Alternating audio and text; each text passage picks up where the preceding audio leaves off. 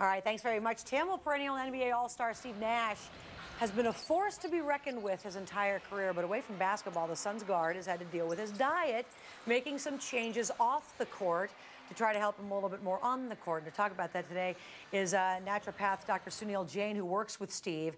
He is from the Rejuvena Health and Aesthetics Center here in Arizona. Thanks for joining us this morning. Thanks for having me. Steve was actually recommended to you by a friend of his wife. So he comes and has this food sensitivity test, which is something that you do. Why is that important? It's very important because it tells you which foods are good for you, which foods are not. So you can be eating a healthy whole food diet.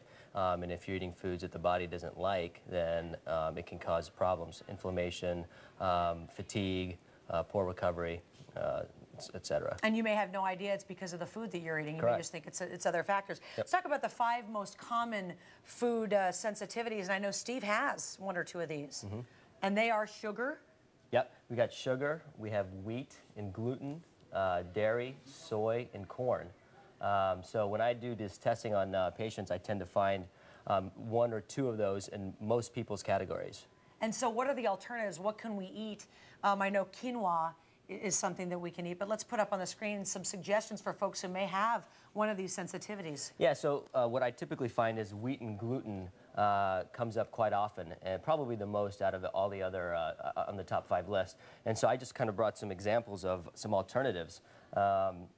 Now, you can get these. What's nice is that a lot of supermarkets and chains like Trader Joe's, they're becoming very savvy to this. Oh, absolutely. So they're making it very easy to find these alternatives. What are some of this? So we've got, you know, for someone who likes pasta, you can substitute the traditional flour-based pasta with something that's made from quinoa. Okay. And quinoa is actually a complex carbohydrate, so you're not getting that simple carbohydrate aspect from it. And it's also high in protein, and it's also got all 9 essential amino acids in it. So it's actually healthy for you. I've actually found some great quinoa salads at different places. Correct. Again, they're using it a lot. Yep. And all this stuff, tapioca loaf, I've never even heard of this. Yeah, so someone who has a wheat or gluten sensitivity can still enjoy bread and sandwiches and whatnot by eating alternatives that are made either from brown rice or tapioca. You've also got some tortillas that are made from tapioca and rice. Someone who likes to eat, like say, for example, pancakes in the morning, breakfast tends to be a big thing when we cut out some of these food sensitivities, can use buckwheat flour, and buckwheat tastes really good, and it's gluten and wheat free. So what kinds of things does Steve Nash eat? I want to do what he's doing.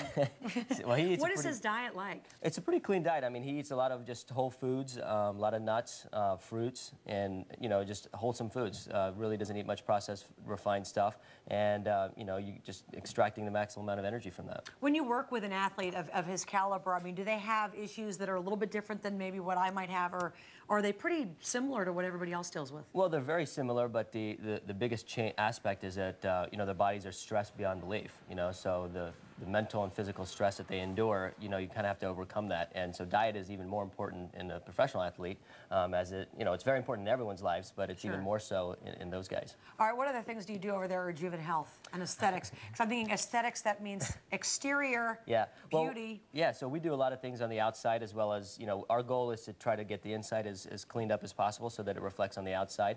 While you're doing changes on the inside, then we can also complement, you know, the looks on the outside via laser treatments or cosmetic injections, things like that. Isn't it amazing, though, just what it does to the skin when you change things or tweak your diet? I'm amazed by that. Yeah, for sure. I mean, it's a direct reflection. And so if your body is good and healthy and feels great on the inside, it's a reflection on the outside. Will you tell Steve hi for us when you see him next? I sure will. You'll probably see him before we do.